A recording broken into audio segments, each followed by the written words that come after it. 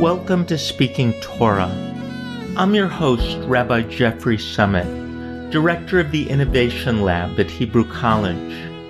In this podcast, leaders from Jewish communities around the country read essays by Hebrew College rabbis and leaders. These essays tackle the pressing issues of our world in need of healing and hope, with Hebrew College's signature compassion, creativity, and relevancy. This week, Rabbi Mónica Gomri reflects on Moses' poem Ha'azinu. In her essay, she looks at the truth and the falseness of poetry, and how our identities and experiences aren't fixed, and how that opens our sense of what's possible. Rabbi Mónica Gomri was ordained by the Rabbinical School of Hebrew College in 2017 and serves as one of the rabbis at Kol Tzedek Synagogue in West Philadelphia, where she's the music director and prayer leader of the community. Mónica is passionate about supporting people who have been denied access to, disconnected from, and marginalized by ancient and ancestral spiritual traditions, and helps them gain access to these traditions as a resource for empowerment and transformation in their lives, so that they can become vessels for healing and for justice in the world. In addition to her work at Kol Tzedek, she teaches liberatory text as a faculty member of Svara, a traditionally radical yeshiva, and is a member of the founding leadership team of Let My People Sing. Mónica has served as a prison chaplain, a geriatric chaplain, an educator and prayer leader, and she's a published poet. We asked Anne Germanacos to read Mónica's essay. Anne is a writer, activist, and educator living in San Francisco. She contributes time and other resources to a wide variety of individuals and organizations through the Germanacos Foundation and Firehouse Fund, Cultivating Sparks. Mónica wrote this devar in 2019. Here's Anne reading Mónica's author's note and her devar, entitled Stop Making Sense. This piece was originally written in 2019 during the Trump administration and is intended to speak to the realities of that moment. We share it again here as its lessons and questions are still timely and applicable. We had a land and a book. Our land is in the book. He said, "You will lose your hands." I said, "What use are my hands now?" He said, "You'll lose your lips." I said, "What use are my lips now?" He said, "Your eyes will be dry lakes." I said, "I know the book by heart." These words were written by Egyptian Jewish poet Edmond Jabès. Involuntarily relocated to France in 1956 after the Suez Crisis between Israel and Egypt, Jabès knew firsthand what the Book of Devarim seeks to establish, that a book can become a site of exile, longing, and identity, that poetry offers pathways into our humanity, and that the written word can be a place of home. The best thing about poetry is its falseness, wrote the biblicist Adele Berlin, paraphrasing Aristotle, Arabic philosophers, and medieval Jewish scholars. Across centuries and geographies, scholars agree. Poets lie. Poets take us to the edge of truth, the shores of metaphor. Poets are not primarily interested in accuracy or journalistic integrity, instead exploring what happens beneath the surface of an experience, the coupling of the known and the unknown.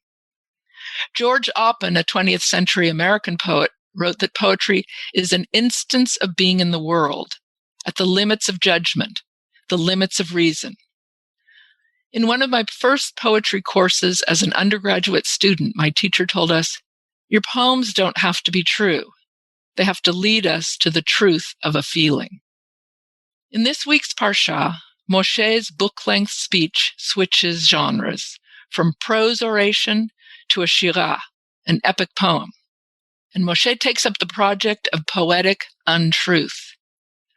In the first verse, he begins to twist our sense of what is real, proclaiming, "Listen, heavens, and I will speak, and let the earth hear the words of my mouth." Even if we could say that the heavens contain the ears of God, Moshe here describes the land and soil itself as bearing witness by listening, consciously, actively. Newly a poet, and one verse in, Moshe teaches us the Israelites gathered before him to listen for something other than logic, to stop making sense. God is a rock, Moshe tells us. God is a warrior. My words are dew. My words are rain. You are a blemish. You are God's child. God is an eagle. God is a mother. God wounds. God heals. God's wrath is fire, arrows, pestilence. God fed you honey from stone. God fed you the cream of a cow. The litany goes on. Parshat Ha'azinu is thickly loaded with figurative language to a dizzying effect. Just as one image is introduced, a new image is elaborated upon. Metaphors swirled together as though Moshe refuses to commit to a motif. If any of my regular editors took their red pens to this poem, they would insist that the author simplify. Is Moshe an excited amateur poet, too eager to hold back all of his fresh ideas? Or does he intend something by overloading us with images? Sally McFaig, a Christian feminist theologian, writes about metaphor as a necessary yet fictional approach to theology.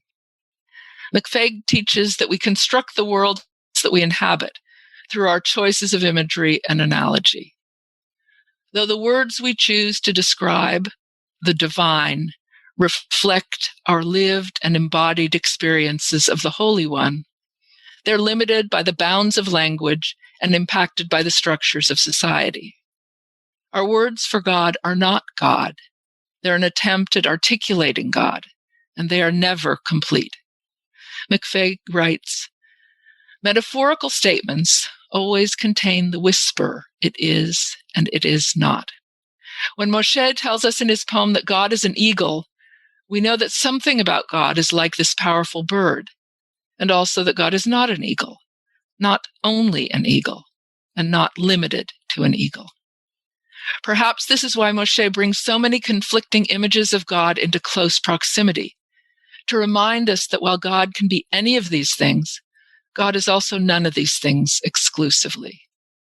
The use of metaphor here is not limited to God, as Moshe applies the same literary mechanism to the Israelites and even to himself. Nothing is only as it seems, Parshat Ha'azinu claims. Our identities and experiences are not fixed, and thus our sense of what is possible can be unlocked and broadened. Moshe's poem marks an enormous transition. Ha'azinu is the penultimate conclusion to the work of Moshe's life, his culminating address. He is about to die, and by doing so, allow a new Judaism to be born. Our founding prophet and leader is saying goodbye. Upon his exit, the people will be led no longer by a central authority figure. Rather, they will pore over the Torah, assigning their own interpreters and legislators, cracking the code for themselves. It is striking for Moshe to switch genres at the end of the Torah and to exit the stage with lyricism. The legalistic text has been given, and now Moshe unleashes the mystery of verse. We are meant to be interpreters of law, yes, but also readers of poetry.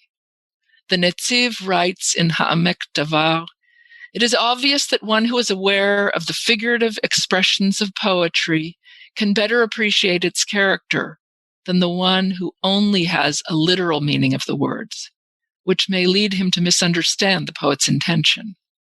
Such is the nature of Torah. Its story is not elaborated on and plainly explained. It requires additional explanation in order to appreciate its allusions. For the Netziv, the poetry of Ha'atzinu might teach us to be better interpreters in general, interpreters of law and story, of Torah as a whole. Poetry can train our minds to read past what is obvious or simple.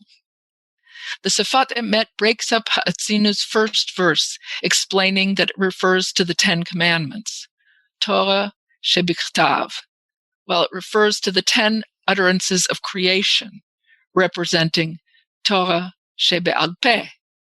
Ha'atzinu is a bridge between written and oral Torah, between sky and earth, at the passageway into the land, at the border of Moshe's life, between the known and the unknown. What do we do when we find ourselves in a fissure between realities, at a juncture in a changing world? For this, we have the untruth of poetry. Let's not get stuck in what we think we know. The earth turns in a mirror, writes Edmond Jabez, sitting in Paris, remembering Cairo. Time is silent at the edge of time, he goes on. The bundle of the wandering Jew contains the earth and more than one star. My brothers turned to me and said, "You're not Jewish, you do not pray." I turned to my brothers and answered, "Prayer is my backbone and my blood." Edmond Jabez is not telling us simple truth. He's telling us something we need to unlearn and relearn about how to be in the world. There are risks, of course, to the ways in which poetry calls us to hold at once what is true, what is untrue, and what is beyond truth. We're living in a time of threatened truth, an era in which holding those with power accountable to a baseline of honesty is beyond the scope of what we can expect. This is not new. After all, our country was built on alternative facts and fake news, enabling colonization, genocide, and slavery. And yet it seems undeniably clear at this point that for our national leaders, there are very few consequences to denying public opinion, scientific evidence, and constitutional authority, and that the fabric of truth is corroding at a terrifying pace. If poetry is built on untruth, is it yet another vehicle for the deception and confusion that our current administration wishes upon the American people as a cover for its actions? Don't we need transparency right now to call things exactly what they are and see them with as much clarity as possible? We do need the boldest and clearest of truth tellers, whistleblowers, bearers of witness. And we also need as expansive and imaginative a way of seeing as possible. Another kind of truth. One of my favorite books, written by scholar Robin D.G. Kelley, is about the role poets have played in social movements for human freedom. Kelley writes, "When movements have been unable to clear the clouds, it has been the poets, no matter the medium, who have succeeded in imagining the color of the sky, in rendering the kinds of dreams and futures social movements are capable of producing. Knowing the color of the sky is far more important than counting clouds. Or to put it another way, the most radical art is not protest art, but works that take us to another place, envision a different way of seeing, perhaps a different way of feeling. The journey through the untruth of poetry can take us to the truth of it all, to the bright face of the Shemayim that Moshe calls upon in the opening verse of Ha'atzinu, to the color of the sky. As we stand, or perhaps scramble and tremble, as we march, as we build resilient communities, as we live into this foreboding new reality, let's remember to take along with us the illogical, the emotional, the intuitive and figurative, the truth that lives beyond truth, the poetry of our tradition and the poetry of our lives. Just as the Israelites stood hearing Moshe's final poem, shimmering with possibility and transformation, becoming something new. We asked Anne what she thought of Mónica's essay. I'd love to just comment on what it is to read someone else's words in this way. It's just remarkable taking them on myself and taking them into my body and breathing them out is, I guess that's why actors are actors, because they get to take on beautiful words written by someone else and embody them. And I just felt something of that. And part of it was also that I believe so much in what she's written. She wrote before the pandemic, which is very interesting to think about. At the same time, I feel that I could have read these words and felt them at any moment in the last several decades of my own life. I believe so strongly in what she says about the need to, as she says in the title, stop making sense, and that need to break up logic, to undermine it. And of course, then we're also talking about truth. And we've been living through a period where truth has been overturned, upended in an unpoetic way. I think there's a poetic way of taking truth apart so that a deeper truth comes through. And then there's something that we've been living through, which had nothing whatsoever to do with the way poetry urges us toward a deeper sense of reality. The more we can move toward this poetic sense of reality, breaking up received notions about the world, I think that's going to release the potential of our humanity across the board, whether we're talking about young children in education and rabbis and whoever else. I think it's that ability to break up received notions, to explode them, that allows the kind of truly creative energy to come into being. Do you think it's possible to read Torah as a poet? I totally do. At my synagogue in San Francisco, which is the Kitchen, once a month, we have a particular morning Shabbat wherein I cull lines from the week's parsha, just individual lines, and slip between them lines from contemporary writers, and pass this out to the congregants who are there. We're now by Zoom, and they have half an hour to go through in a sort of meditative way, responding to these lines. And at some point in the service, a little later on, I read each line as a prompt, and whoever's written something reads their line aloud. And we create sort of call and response communal prayer together. So I really, really believe that it's not just possible, but it's, necessary for some of us to write our way into Torah. We asked Mónica how she came up with the idea for this piece. The first thing I thought of is a quote from Jewish feminist poet Muriel Rukeyser, whose work I really love. And she writes, "If there were no poetry on any day in the world, poetry would be invented that day, for there would be an intolerable hunger."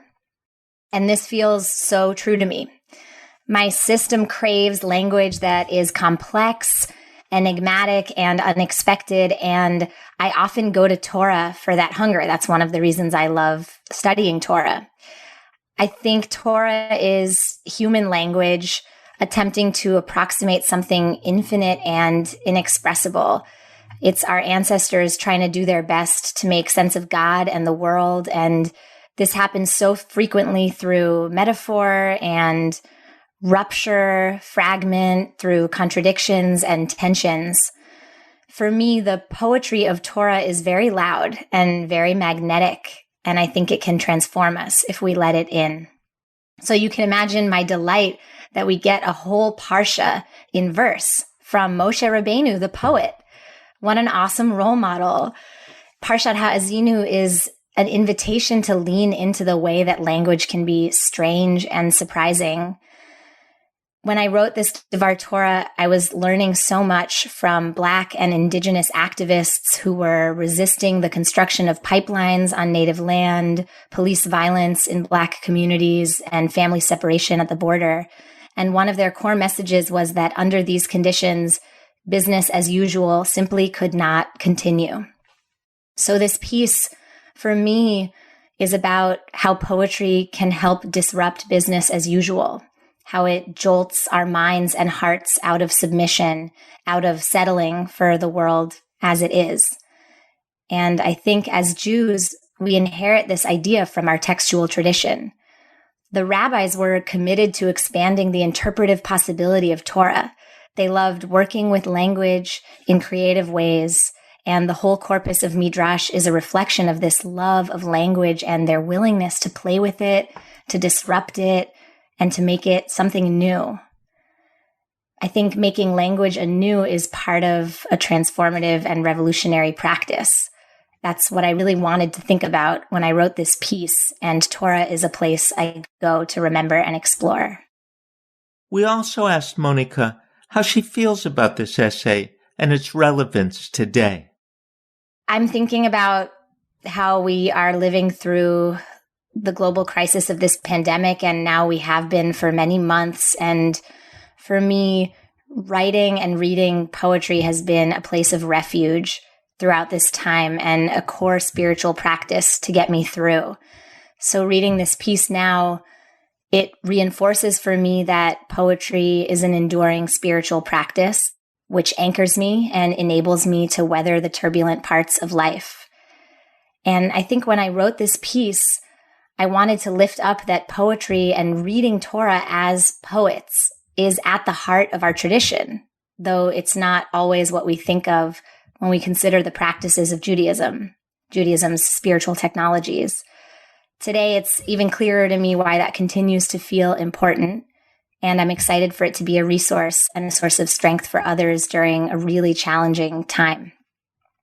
I actually wrote the first draft of this piece during the first few months of the Trump administration, and I returned to it to revise it and complete it in 2019 as the administration raged on. And the question of language was so urgent in that time, how language can be manipulated and whether or not we could hold leaders accountable to honest and truthful language. And reading the piece now, I see how in some ways we're standing in a very different moment politically and nationally, thank God, though in many ways we're not. I thought about how environmental activists refer to this period we're living through as the Great Turning, the awakening of human consciousness to a higher level, and the societal turn from an era of violence against people and nature to an era of justice and restoration. Parshat Ha'azinu also takes place in a moment of great turning. Moses says goodbye to the Israelites. Their leadership structure is about to change. The land on which they dwell and the way they live is about to change. And so accordingly, the way Moses communicates with them in this transitional moment is different. We have so much to learn from the poetry of Parshat Ha'azinu as a model for standing on the edge. And I hope that we can be brave and inventive with our language and with our actions through this period of transformation. I think our survival depends on it, and the survival of our tradition depended on it. Torah doesn't have to be continuous and linear. It doesn't have to make sense in a narrative way, which we so often want it to. And actually, our whole interpretive tradition is built around the fact that it doesn't, that there are cracks and seams and fissures in the text, and that opens up new possibilities and new realities that are formed in every generation. And I think also, as I wrote this piece, what I meant by that was that we have so much wisdom to kind of restore within ourselves from accessing the non-rational, from exploring the somatic and what we feel and living into metaphor. And that sometimes when we go under our rational minds, we gain access to greater truths, and that poetry is one of multiple modalities that gets us there, just like song gets us there, and prayer gets us there, and dance gets us there. And so I think reading Torah as poets involves kind of opening ourselves up to really feeling welcome in the places where the text doesn't make sense, where it's intriguing and disruptive and surprising, as we would read a contemporary piece of poetry, and really let ourselves be taken on a journey towards something expansive and new. How do you feel about Anne reading your essay? I'm excited for another artist to read this piece, and I'm excited to find out what she sees in it, what she discovers, and how the invitation of the piece lands in her. I have no doubt that she'll reflect on pieces of it in ways I haven't even thought of. Thank you for joining us for this episode of Speaking Torah. We want to thank Emily Hoadley for our logo, and Hebrew College rabbinical student and composer Jackson Mercer for our theme music, Esa Einai. To learn more about Hebrew College, please visit hebrewcollege.edu/podcast. And remember to subscribe, like, and rate Speaking Torah on Apple Podcasts, Spotify, or wherever you listen to podcasts. We'll leave you this week with Joyful, composed and performed by Hebrew College graduate Rabbi Matt Ponik from his album Bridges of Song. I'm your host, Rabbi Jeff Summit. See you next time on Speaking Torah.